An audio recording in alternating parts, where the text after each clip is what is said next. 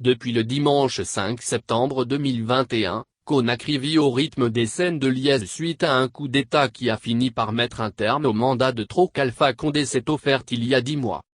Or, avant d'opter pour ce projet suicidaire, l'opposant historique devenu président de la République avait bien été conseillé sur les conséquences fâcheuses qui pourraient éventuellement découler de cette démarche solitaire. Hélas, l'homme est resté droit dans sa nouvelle dynamique.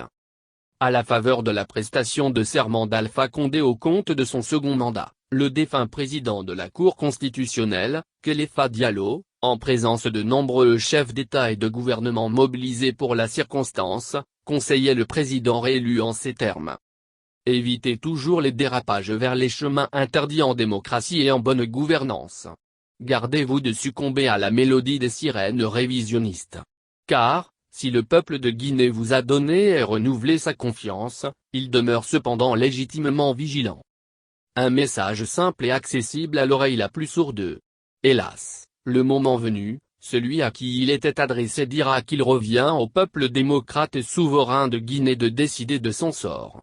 La batterie sera donc rechargée et le véhicule mis en marche vers le projet de troisième mandat. Engagé à tout prix à tripatouiller la Constitution en vue de s'offrir un mandat d'excès, Alpha Condé est lâché par ses proches collaborateurs. C'est son ministre de l'Unité nationale et de la citoyenneté d'alors, Khalifa Gassama Diaby, qui ouvre le bal de cette série de démissions, un certain 14 novembre 2018. Lorsqu'on a définitivement acquis la certitude que le combat que l'on mène avec le cœur, l'honnêteté et l'engagement éthique n'est plus manifestement, clairement, une préoccupation et une priorité majeure ni pour le gouvernement auquel on appartient, ni pour les acteurs politiques nationaux, ni dans le jeu politique et institutionnel, on se retire. C'était, entre autres, par ces mots que Khalifa Gassama Diaby justifiait sa décision de rendre le tablier. Toute chose qui n'ébranlera point Alpha Condé. D'ailleurs, il ne mettra pas assez de temps avant de nommer le ministre Mamadou Taran Diallo comme remplaçant du démissionnaire, sans se soucier de tirer la leçon de cet acte de M. Diaby. Quelques 6 mois après, c'est au tour du ministre de la Justice, en poste depuis 2014, de claquer la porte au gouvernement. C'était précisément le 20 mai 2019. Dans son courrier adressé à Alpha Condé, il motive sa démission du gouvernement par des faits qu'il a étayés, et dont voici un pan. Tirant les conséquences de votre silence depuis le 4 avril 2019.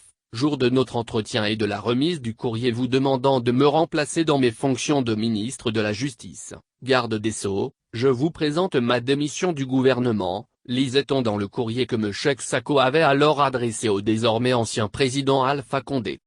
Chemin faisant, une troisième démission est intervenue au sein du gouvernement. Alors que certains jouent au troubadour auprès d'Alpha Condé, le ministre de l'Enseignement supérieur et de la Recherche scientifique, Yero Baldé, renonce à tous les privilèges en démissionnant du gouvernement de Kassori Fofana, le 27 février 2020.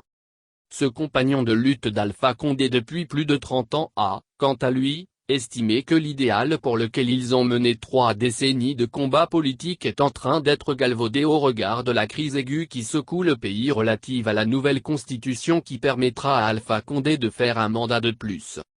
En voici autant de messages et de décisions qui devraient éveiller au président déchu le sens élevé de discernement en mesurant tous les risques qui pourraient advenir de son projet qui le fixe sur ce sort qu'il n'avait certes jamais prévu.